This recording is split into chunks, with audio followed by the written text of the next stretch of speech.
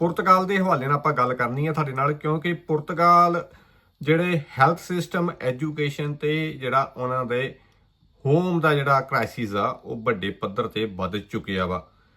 ਕੋਈ ਸ਼ੱਕ ਨਹੀਂ ਆ, ਪੁਰਤਗਾਲ ਮੁਲਕ ਮੌਸਮ ਸੁਹਾਣਾ ਵਾ, ਬਹੁਤ ਜ਼ਿਆਦਾ ਪੋਟੈਂਸ਼ੀਅਲ ਆ ਇਸ ਮੁਲਕ ਵਿੱਚ।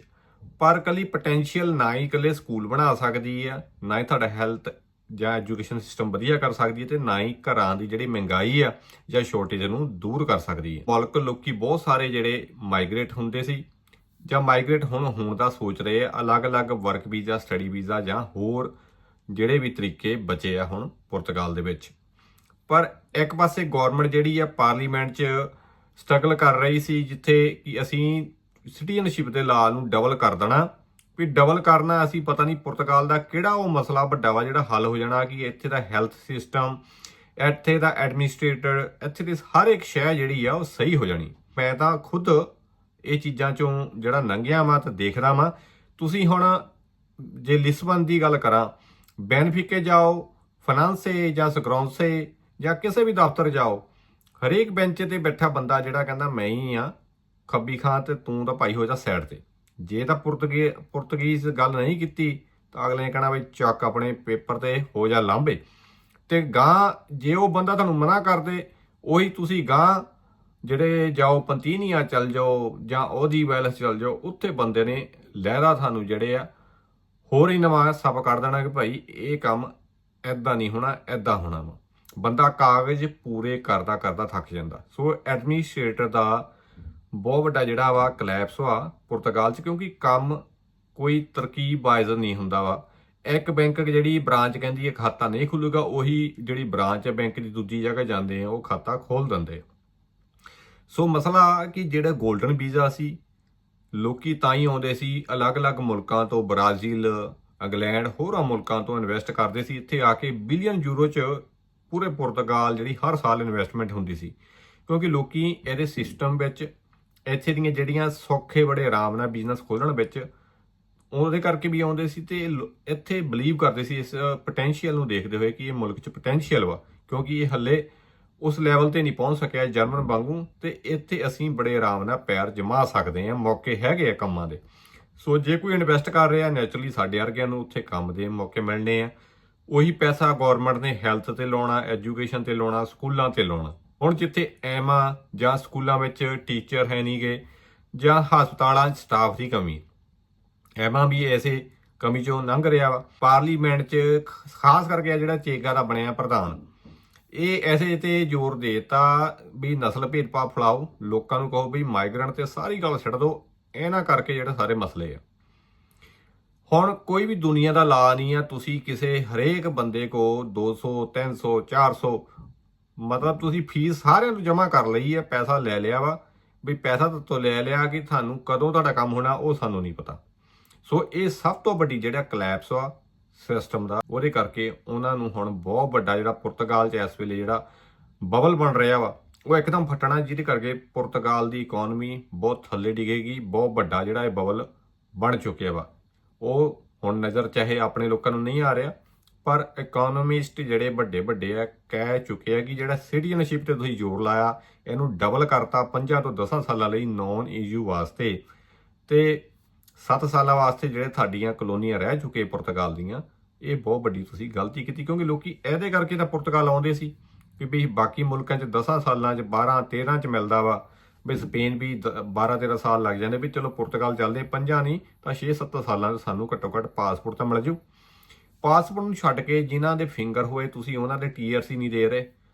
ਲੋਕੀ ਰੌਲਾ ਪਾ ਰਹੇ TRC ਆਉਣੇ ਸ਼ੁਰੂ ਹੋ ਗਏ, ਪਰ ਮੇਰੇ ਲਿੰਕ 'ਚ 10-12 ਮੇਰੇ ਯਾਰ ਦੋਸਤ ਆ, ਤੇ ਕਿਸੇ ਦਾ ਨਵੰਬਰ 'ਚ ਹੋਇਆ, ਕਿਸੇ ਦਾ ਅਕਤੂਬਰ 'ਚ, ਤੇ ਈਵਨ ਕਈਆਂ ਨੇ ਤਾਂ ਫਰਵਰੀ ਮਾਰਚ ਫਾਲ ਤੇ ਵੀ ਜਮ੍ਹਾਂ ਕਰਾਏ PCC ਦੇ, ਪਰ ਕੋਈ TRC ਦਾ ਥੋਪਤਾ ਨਹੀਂ।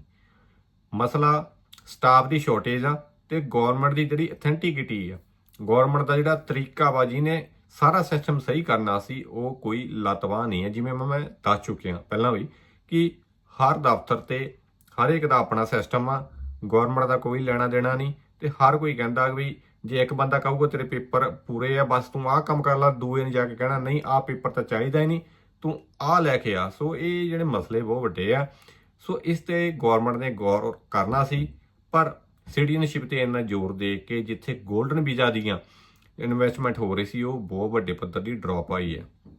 ਕਿਉਂਕਿ ਹਜ਼ਾਰਾਂ ਦੀ ਤਾਦਾਦ ਜਿਹੜੇ ਯੂਕੇ ਤੋਂ ਆਏ ਸੀ, ਹੁਣ ਆਪਾਂ ਲੋਕ ਤਾਂ ਚਲੋ ਇੱਥੇ ਖੱਜਲ ਖਵਾਰ ਹੁੰਦੇ, ਫਾਈਲ ਲੌਕ ਕਰਕੇ ਜੀ ਸਾਡੇ TRC ਆਜੂ।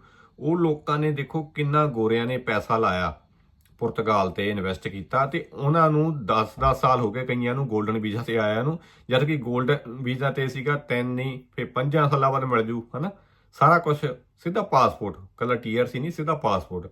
ਤੇ ਉਹ ਲੋਕੀ ਰੋਲਦੇ ਪਏ ਤੇ ਬਹੁਤੇ ਉਹਨਾਂ ਚੋਂ ਮੁੜ ਚੁੱਕੇ ਆ। ਜ਼ਿਆਦਾ ਐਲਬੂਫੇਰਾ ਵਾਲੀ ਸਾਈਡ ਜਿਹੜੇ ਆ ਇੰਗਲੈਂਡੀਏ ਰਹਿੰਦੇ ਹੁੰਦੇ। ਸੋ ਇਹਨਾਂ ਨੇ ਬਹੁਤ ਵੱਡੀ ਜਿਹੜੀ ਇਨਵੈਸਟਮੈਂਟ ਆਪਣੀ ਲਾਸ ਕਰ ਲਈ ਆ ਪੁਰਤਗਾਲ ਨੇ।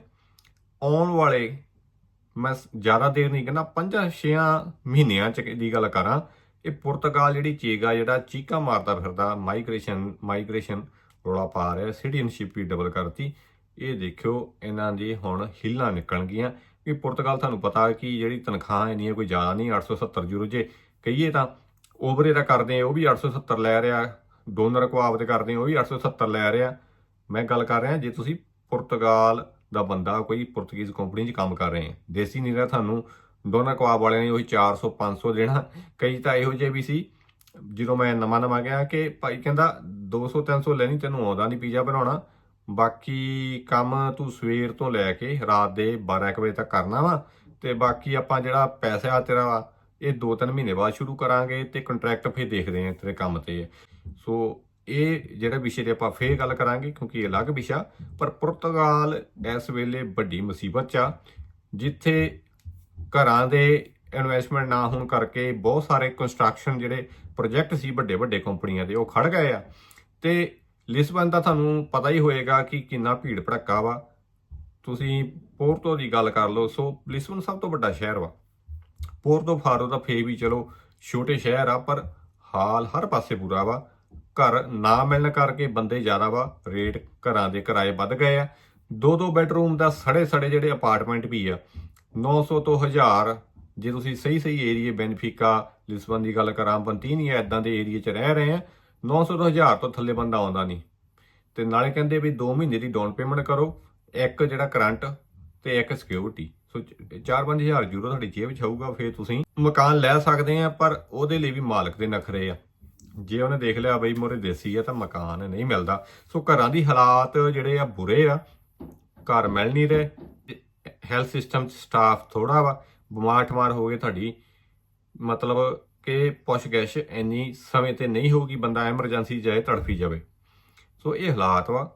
ਸੋ ਜੇ ਤੁਸੀਂ ਪੁਰਤਗਾਲ ਜਾਣ ਬਾਰੇ ਸੋਚ ਰਹੇ ਆ, ਚਾਹੇ ਤੁਸੀਂ ਵਰਕ ਵੀਜ਼ਾ D1 ਤੇ ਸੋਚ ਰਹੇ ਆ, ਸੋ ਸਮਝ ਕੇ ਜਾਓ, ਕਿਉਂਕਿ D1 ਤੇ ਵੀ ਜਾ ਕੇ ਬਹੁਤੇ ਬੰਦੇ ਖੱਜਲ ਹੋ ਰਹੇ ਆ।